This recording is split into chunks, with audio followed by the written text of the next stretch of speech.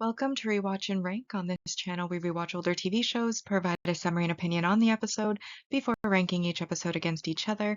Today's episode is Grey's Anatomy, Season 5, Episode 2, Here Comes the Flood. The episode, in a nutshell, is a brief reminder of what happened in the episode. So, as always, we start with the patients.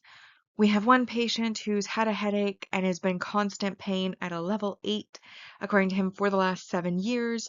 No one's been able to find the cause. No one's been able to treat it. Even painkillers don't work on it.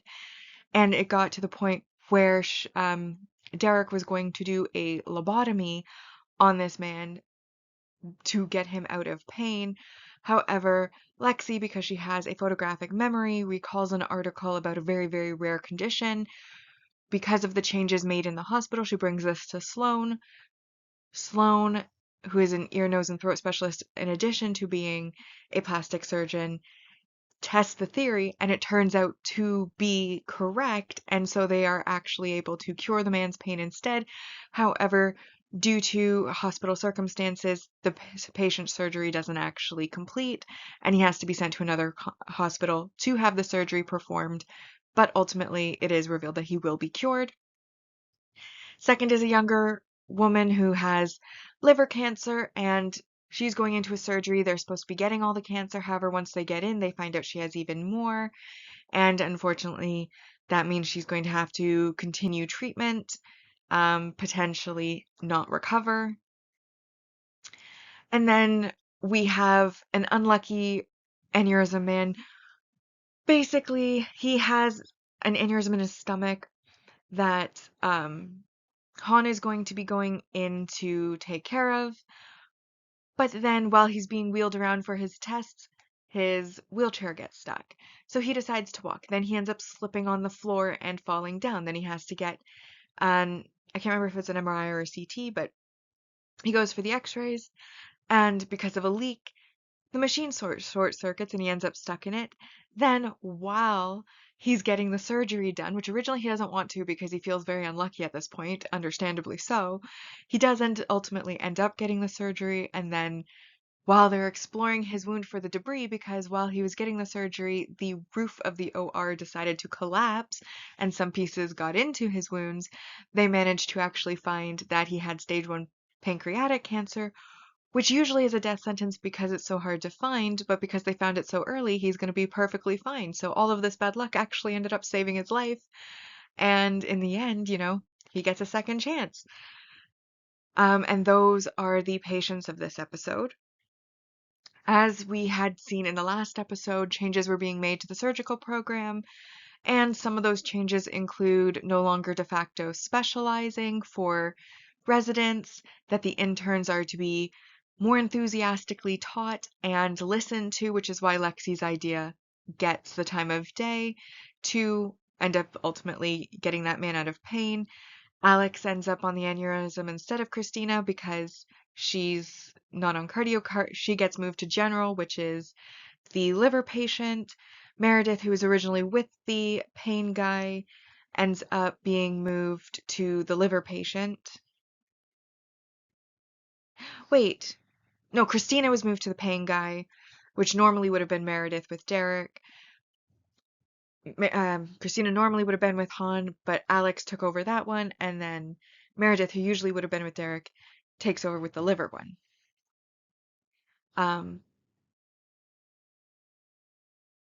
So basically everybody gets swapped around. George attempts to retake his test, but basically the conference room he was originally going to take the test in starts leaking. Because there's a leaky pipe at the hospital, which is what most of the drama in this episode is centered around, he ends up helping the chief throughout the day. So ultimately, it's at the end of the episode, after hours, where the chief supervises his test taking because he took the time to help him throughout the day. And then, of course, there's the leaky pipe, which the chief does not handle properly. Like, Richard, initially, he finds out about the leaking. Instead of turning the water off and sending the patients to other hospitals, he decides to move them to drier floors, asks the janitor to keep the water on, to try to fix it so that surgeries can continue. However, this just leads to the leak getting progressively worse and worse and worse until it reaches the point where the floor floods, the OR collapses, machines short circuit because water's dripping down on them, and basically causes a huge mess that is unsafe for both the employees and the patients needing to be treated. And in the end, he has to send the patients away anyways. So had he just done that from the start, turned off the water, had the pipe repaired, and everything back up and running, well, that would have been the proper course of action. But by the end of the episode, he figures out that, changes to the hospital, if he wants the hospital to run better, it has to start with him and him making better decisions. And then the only real personal dramas that take place is um, Han finds out that Kelly tells Mark about their relationship, and she's a bit perturbed by this because she's a very private person. But Kelly tells her, you know what, I'm not a private person, and Mark's like my best friend. And so that doesn't really go anywhere with the drama. She just accepts that, but they have that conversation. And then Derek has officially moved in with Meredith, but he wants her to kick out her roommates. So Izzy and Alex, who spend most of the episode trying to find other places, but at the end of the episode, Meredith basically has decided that Izzy and Alex are her family, and she wants them to be around alongside Derek, as that's her support network. And so Derek decides to table the conversation for another time when she's ready and accept that he's living with roommates now, by the end of the episode. And that is pretty much everything that happens of note in this episode. So now that we've been reminded about what happened in the episode, it is time to rank the episode first on our mostly objective ranking list, which uses set scores to determine the final score, and then the personal ranking, which is just based on my personal opinion. So we start, of course, with the single episode supporting character introductions. We have Barry Patmore, who is the headache pain patient. Shelley Bowden, the young girl with the liver cancer, who's potentially not going to recover from it. And then Jack O'Brien, who is the liver patient who is very unlucky throughout the episode, but that ultimately ends up saving his life, worth 1 point each. Then we have multi-season main character development, which is George retaking his intern exam. And then the main relationship development with Derek having officially moved in. And that altogether makes 11 points positive, but there were a couple negatives. First, there was a character regression. Meredith decided to quit therapy against her therapist's advice because she feels like she's happy currently. She thinks she doesn't need it anymore, but the therapist says she does. Christina even goes and confronts the therapist and was like, you can't let her quit. She still needs therapy. Basically, everybody except Meredith agrees she still needs therapy. And then, this Catherine then confronts Meredith in the elevator at the end of the episode and is like, you've made progress, but you're not done. You need therapy. But we don't really see if Meredith is going to continue or not by the end of the episode. So I do think that is a step back because she had been making so much progress forward. Took 1 point for that. And then we have our negative messaging or behavior, which has to do with the pipe leak situation. As mentioned, Richard handled it poorly. He did not turn the water off, let it be fixed so the water could be turned on and it could be business as usual. Instead, he lets it get progressively worse and worse and worse throughout the episode to the point where it's actually impacting patient care. For example, during a surgery, the roof collapsing over an open patient, which ultimately ended up finding cancer, yay, but also the ceiling is not a cleanly thing. The water from the pipes probably isn't very cleanly, and it was all over his abdomen, open abdomen,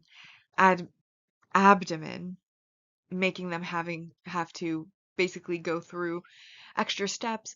Other patients, what if when the X-ray machine, I can't remember again if it was a CT or MRI, but if that machine, when it short-circuited, had electrocuted the patient, you could have killed them. Like, water around electronics, not good, and he wants to continue running the hospital, tells him to fix it with the water on instead of turning the water off temporarily to find the leak and fix it. Just overall, very bad choices were made, which ultimately ended up worsening the situation, and the end result was that he had to get rid of the patients anyways, which was the whole thing that he didn't want to do in the first place. He had to do it, and probably for a longer period of time, because now he has to fix all the damage caused by the leak that wouldn't have been damaged had he just turned the water off when the leak was first found. So, yeah, -2 points for that, which ultimately left this episode at an 8 out of 10. And that brings our mostly objective ranking so far to in first, Dream a Little Dream of Me, and this episode in second, Here Comes the Flood. My personal ranking for this episode, I agreed with the objective ranking. I did like this episode. I liked that the drama was to do with like the leaky pipe and more of like an external factor than with the characters themselves. It gives us a little bit of a break because they've been having a lot of interpersonal drama recently, and this is just a nice, still have the drama for the interest, but it's a little bit more generalized and external to the characters, which I liked. I also just found that it was a nice episode. I liked the patience. I liked the changes that were being made, how everybody kind of got swapped around from their regular things, so it felt new and fresh. Again, the drama was external, I liked. I didn't really have anything that, other than like the handling of the leaky pipe, but again, I understand why they had him handle it that way because it ultimately led to the interest of the episode. I felt 8 was fair, and I did enjoy the episode just from an entertainment value, even without much of like an actual justification for it. I just enjoyed the episode. I liked the episode. It was fun to watch. It was engaging, and that's why I put it in first place so far. Here Comes the Flood with Dream a Little Dream of Me in second. Which then brings us to our series ranking so far. And on our mostly objective ranking, we had season 1 in first place, followed by season 2, then season 3, and season 4. Season 5 so far has 18 out of 230. Then on the personal ranking side, we had season 3 in first place, followed by season 2, then season 4, season 1 in fourth, and season 5 is so far at 16 out of 230. But with that, we've now rewatched and ranked Grey's Anatomy Season 5, Episode 2. Here Comes the Flood. Like and subscribe if you'd like to, and I'll see you in the next episode.